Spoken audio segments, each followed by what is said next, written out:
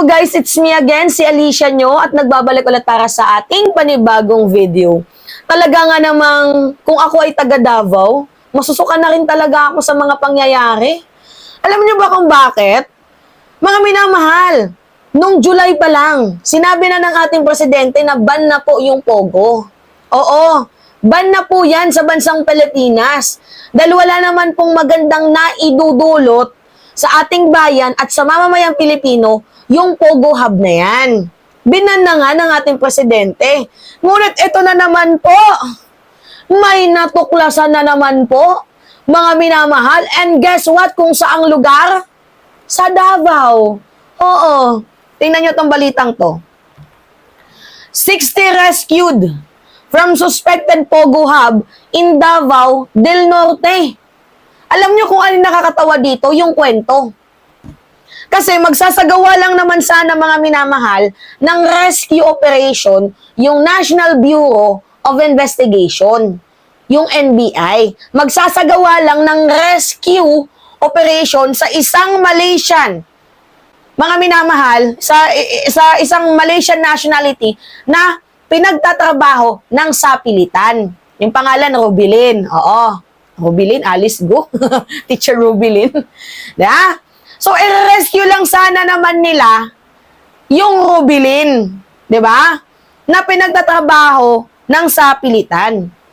Ngunit nung pagpunta nila, mga minamahal, doon sa warehouse, kung saan gaganapin isasagawa yung operation, yung rescued operation, alam nyo ba kung ano yung tumambad sa kanilang mga pagmumuka? Isa pala itong Pogo Hub. Isa pala itong Pogo Operation. Doon sila nagulat. Kahit sila mismo, nasurpresa din. Kasi yung purpose nila, rescue lang yung Malaysian nationality na pinagtatrabaho ng sapilitan. Sumalakay sila 2:00 umaga.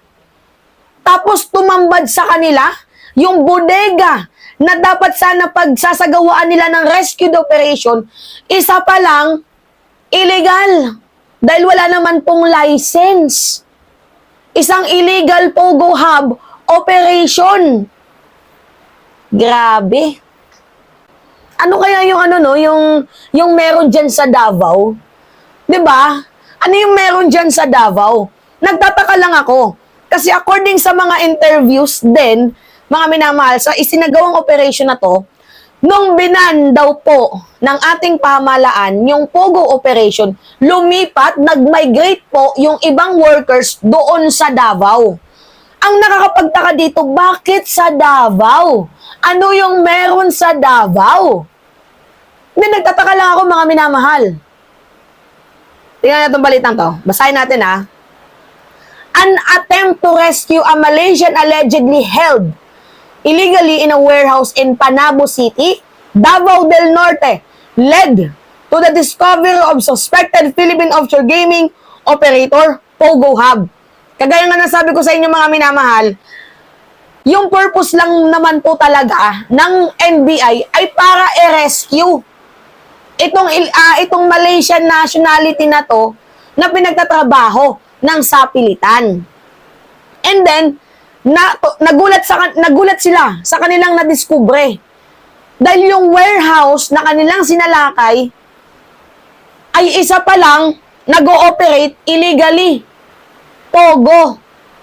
A team from a National Bureau of Investigation, Southeastern Mindanao Regional Office or NBI SEMRO, raided a warehouse in Panabus po sa East, Barangay Manay at 2 a.m. on Friday and rescued 60 individuals who were suspected to be employed for an illegal Pogo operation. Ano yung meron doon sa Davao? Doon lang talaga ako nagtataka. Grind ng grind talaga, no? Yung Pogo doon sa Davao. Baka malay natin, hindi lang yan yung isa. Baka meron pang masundutan. Baka naban lang sa Manila, tapos lumipat dyan sa Davao. We do not know, mga minamahal. Pwedeng ganun din. Oh, a warehouse was rented by Chinese national for unknown purpose. As based on the available information, no legitimate business is operating there. Read the NBI SIM report to Director Jaime Santiago. So, illegal nga kasi walang legitimate business permit. Walang license to operate. Diba? NBI operatives left Davao City at 1 a.m. on Friday to conduct the rescue operation of alleged kidnap victim identified as Ruby Lim. Ruby Lim pala. Who was reportedly kidnapped and allegedly detained by Chinese nationals in the Panabo warehouse. Yung purpose dito, ma-rescue yung Ruby Lim. Kasi si Ruby Lim ang nagbigay din ng info na siya ay i-rescue dahil pinagtatrabaho siya ng sapilitan. Buti na lang nagbigay ng hint yung Ruby Lim. Police personnel and official of the Barangay Manay assisted the NBI in the operation. Buti naman nakipag-cooperate. NBI SEMRO Director Archie Albao said Lim was not found inside the warehouse, but the raiding team instead found the 60 individuals composed of 55 Chinese, 4 Malaysian, and a Filipina. So sa madaling sabi, iba yung natuklasan nila, yung purpose hindi din nagawa kasi hindi nila na-rescue yung Ruby Lim. Baka isinama ng mga Chinese na tumakas. 'Di ba? Tapos iniwan na lang nila yung mga hindi naman kailangan dyan na tao. Kagaya ng 55 Chinese, 4 na Malaysian, at Filipina. Sinama nila si Ruby Lim sa pagtakas. Siguro, mga minamahal, may purpose sila kay Ruby Lim. Kaya din nila dinala. Kasi nagsalita nag-sprekitik Baka mamaya, magkaroon pa ng ng further investigation pa. So maybe talagang sinama nila sa pagtakas, kinidnap itong si Ruby Lim.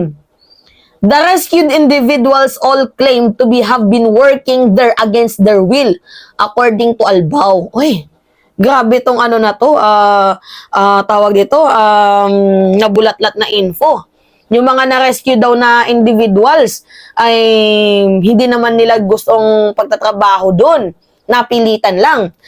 Albao also said raiding team found 2 air-conditioned rooms o 2 naka-aircon na silid, tapos merong size sinta na computers which were left on, na iniwan lang din nila.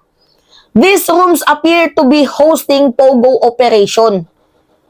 Nako, ano kayang ginagawa? Kasi sa Pogo, mga minamahal, madami. May scams, 'di ba? Mayroon din gumagawa ng kalaswaan. Lahat, pag nandyan sa Pogo, lahat na yan, yung iniisip ninyong mga hindi pwedeng gawin, nagagawa dyan sa Pogo. He said all 60 individuals were brought to the NBI facility in Davao City for proper verification. Tama yan, tanungin ninyo, interviewin ninyo. 'Di ba? Kasi baka mamaya may connection na naman dito si Digong. I don't know. The NBI has started the documentation process to apply the issuance of a warrant of arrest, search warrant, to seize the set of computers for forensic examination in preparation for the filing of appropriate charge against person involved in the suspected Pogo operation, sabi ni Albao. Dapat lang. Ay, may balita pala dito, mga minamahal. May balita pala dito. Ito, pakinggan nyo. Magsasagawa lang sana ng rescue operations ang mga tauhan ng National Bureau of Investigation sa isang Malaysian national na sa pilitang pinagtatrabaho sa isang warehouse sa Davao del Norte. Ayon kay NBI 11 Director Attorney Arcelito Albao, nasorpresa sila dahil ang warehouse na kanilang sinalakay sa Barangay Manay, Panabo City kaninang alas 2 ng madaling araw ay isa palang Philippine Offshore Gaming Operators o Pogo Hub. Hindi na nila inabutan ng kanila sanang i-rescue dahil naisama ito sa mga tumakas sa Chinese nationals, kabilang na ang umano'y manager ng Pogo. Itong si Ruby Lim, parang she was forced to work. So, she really wanted to escape. But she managed to send messages to the authorities. So, yan ang ginawang naming dahilan kung bakit we have to rescue her. When we got to the area, na-late lang kami ng siguro 20 minutes. Nakaalis na there are 2 vehicles. One black Fortuner and one black Montero Sport. na biglang umalis doon sa area. And we believe na yung on board on that vehicles are the very managers or they have direct supervision of these POGO workers. Bagamat nakatakas ang mga ito, 59 na individual naman ang naaresto, kabilang na ang 55 Chinese nationals, 3 Malaysian at 1 Pinay. Karamihan umano sa kanila ay mula Metro Manila at pumunta sa Davao matapos isara ang mga Pogo Hub doon. Diba? Nakuha din sa operasyon ng ilang mga gamit sa Pogo Hub operation tulad ng cellphones, armas, posas, baseball bat, passports at computers. Isinailalim na sa profiling ang mga nahuling Pogo Hub workers. Ngayon, ipaprocess din namin. We'll have to coordinate with the immigration for verification and itong mga mga pangalan. No?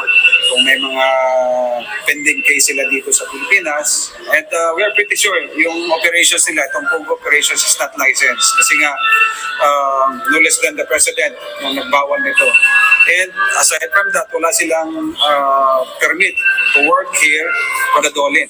Mag-a-apply naman ng cyber warrant ang mga otoridad para suriin ang mga nasamsam na mobile phone at computer. Lelaine Moreno, UNTV News and Rescue. Grabe, no? Grabe. Kaya nga ngayon, mapapatanong ako ano yung meron sa Davao. Kasi every time din na may mga tumatakas na mga drug lord, Davao din yung exit point nila. Ano yung meron sa Davao? 'Di ba? Diyos mio naman. May nag-comment, sabi ni Arawan Sumikat, Pogo operators who are Chinese are protected in the Davao, the safe place in the Philippines. 37 employees ng City Hall nag-positive.